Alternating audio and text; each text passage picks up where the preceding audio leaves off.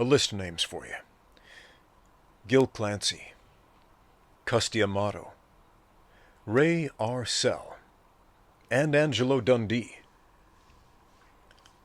What do they have in common? They all trained world champion fighters, guys you've heard of, like Muhammad Ali and Mike Tyson. Even if you're not a boxing fan, you know of the results that these guys got from their coaching.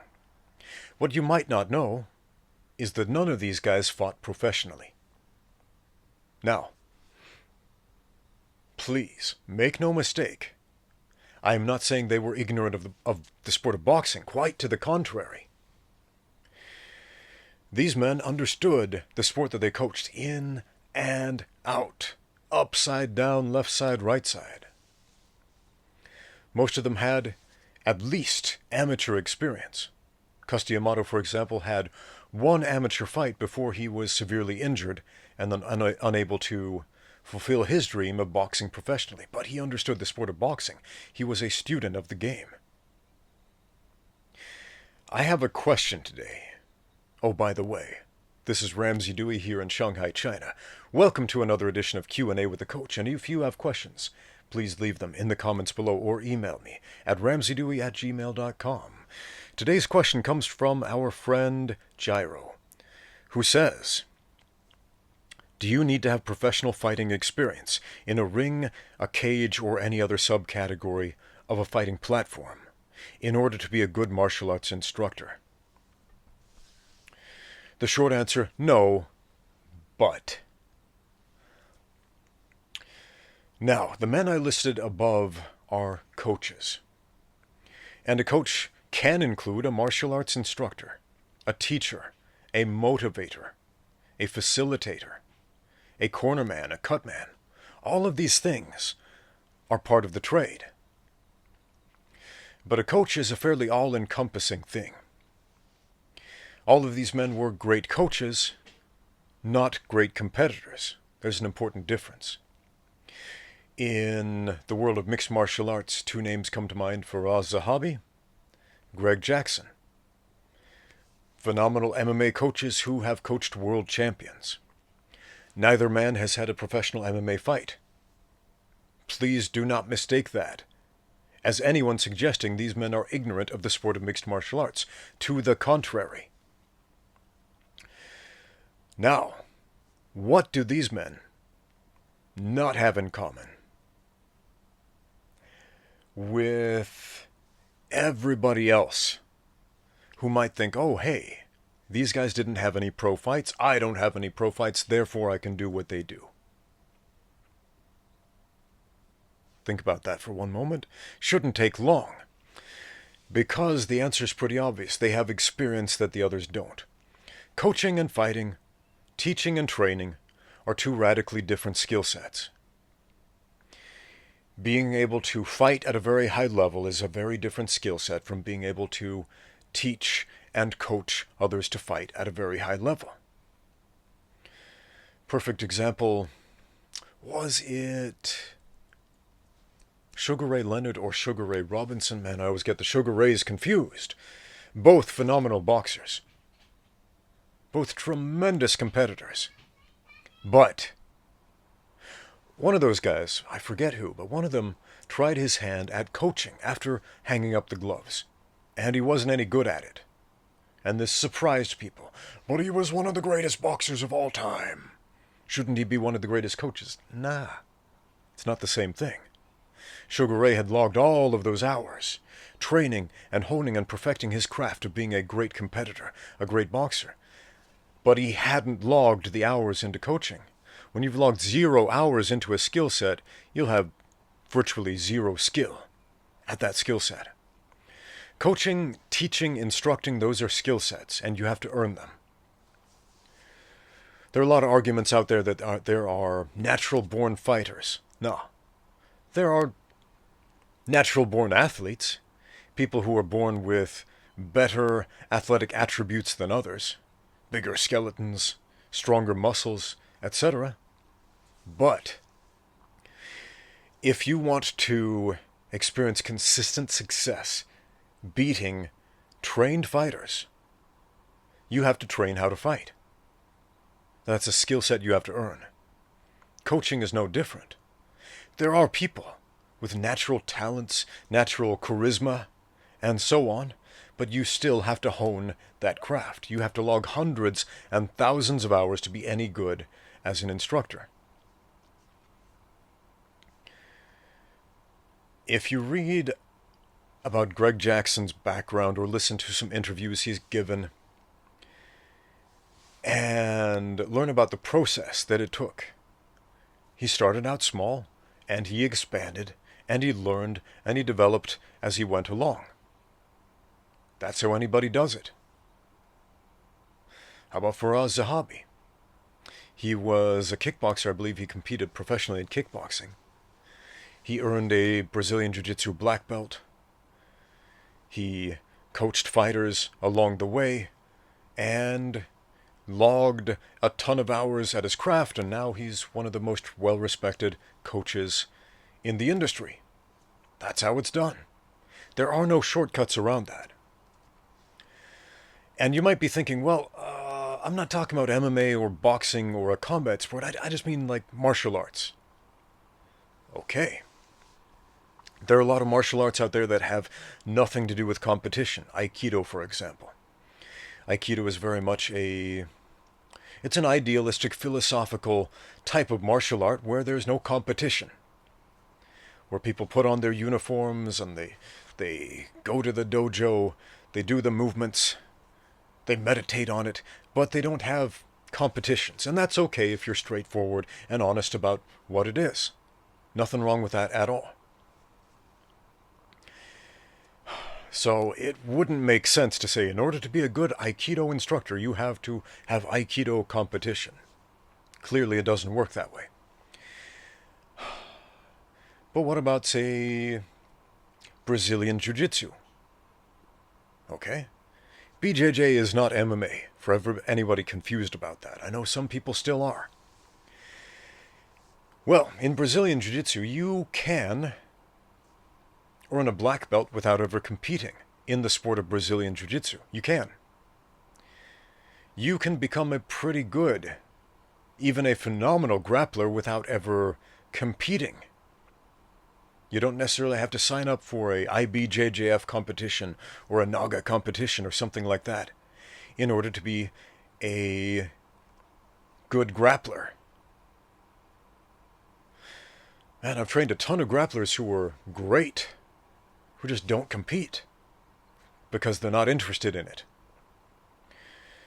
Now, if you want to be a coach, I would recommend, please do yourself the favor and have some competition experience. You don't have to have a storied world championship list of medals under your belt, but you should have some experience. Why? Because it can teach you a lot. And some of your students might want to compete. They might come up to you and say, hey, there's this IBJJF tournament we want to do, or there's this ADCC tournament we want to do. Can you teach us how to win at this tournament? And if you don't even know what the rules are, you've just done your students a big disservice. Man, it is super important to understand the rules. A coach is a lot of things. A coach is a teacher. A coach is an instructor. A coach is a cornerman. Or I should say can be a cornerman, a cut man, a motivator, a cheerleader, all of these things. But I believe a coach should familiarize themselves with every aspect of the fight game, relevant to your sport. If there's a referee, learn the trade of being a referee. You don't have to be the greatest referee in the world, but you should understand how to work in that capacity. If your sport has judges, learn the trade of a judge. Learn it inside and out. You don't have to be the greatest judge in the world, but you need to know how to do the job. Why? You got to know how your sport is scored. Because if you don't know how it's scored, you don't know how to win.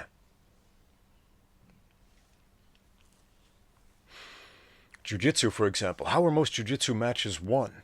By submission? No. By points. And if you don't know the rules, you don't know how it's scored. Especially those nitty-gritty advantage points. If you're competing in the IBJJF or something like that, you have to know the rules if you want to be good at consistently coaching people to win.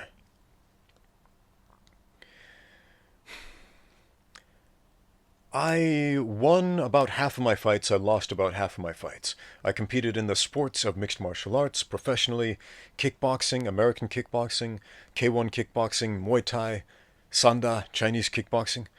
I did all of those. I spent a decade competing. Again, I won about half and I lost about half of my fights. I fought some very tough world-class guys who went on to the UFC, and I fought some dudes you've never heard of, and I fought some guys who were pretty fair to middling.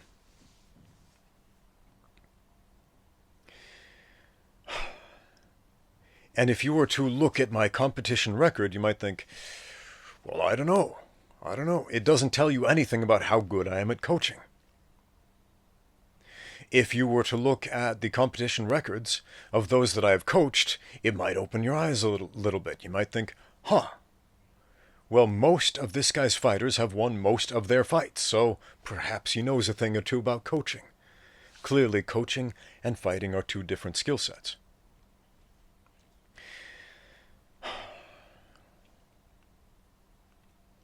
That list of boxing coaches I mentioned before.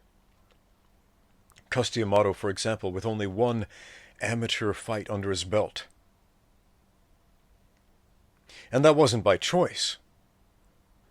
The man was very die-hard into the sport of boxing.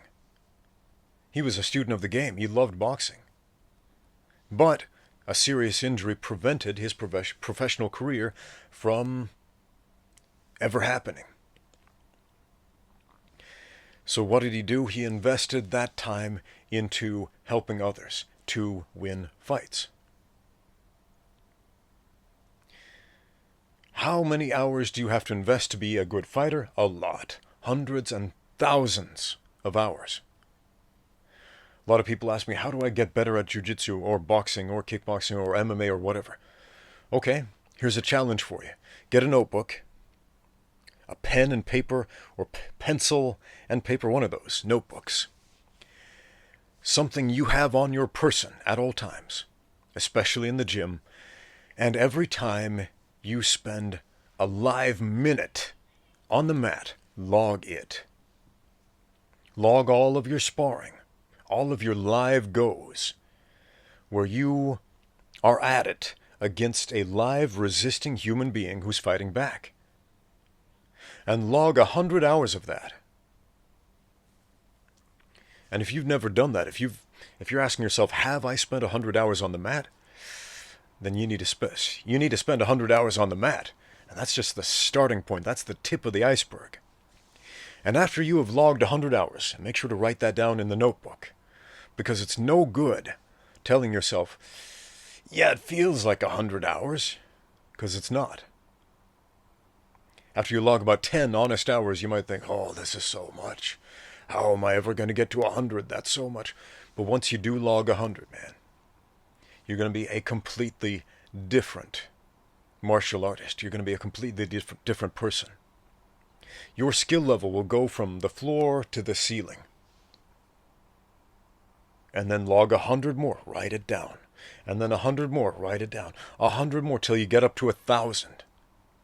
And when you get up to the 1,000-hour mark, look back on that. And think about what you thought you knew back then compared to what you can do at the 1,000-hour mark. Coaching is no different. You've got to log the hours if you want to be any good at it. I've been coaching the sport of mixed martial arts for about 12 years. And that was not my first coaching experience. Before that, I'd logged many hours coaching other martial arts. Kickboxing, Taekwondo. And when I started my first Taekwondo class ever, I was not a good instructor. I wasn't a good coach. Wasn't a good teacher. I didn't realize it at the time. But in retrospect, I can look back and think, yeah, I wasn't very good. I wasn't experienced. If you're not any good at anything right now, that simply means you need to log the hours until you are. That's the only difference between somebody who is good at something and somebody who is not. It's the time you've invested into it. So, if you have zero competition experience, but you log 1,000 hours coaching, attempting to coach fighters to win fights, and doing everything you possibly can to make yourself a better coach, okay, you'll probably experience some success. But ask yourself, how much more success would you have garnered, and how much more quickly, if you had more context for what you were doing? Give yourself as much possible context as you can. Thanks for the question. Thank you for watching. Now get out there and train.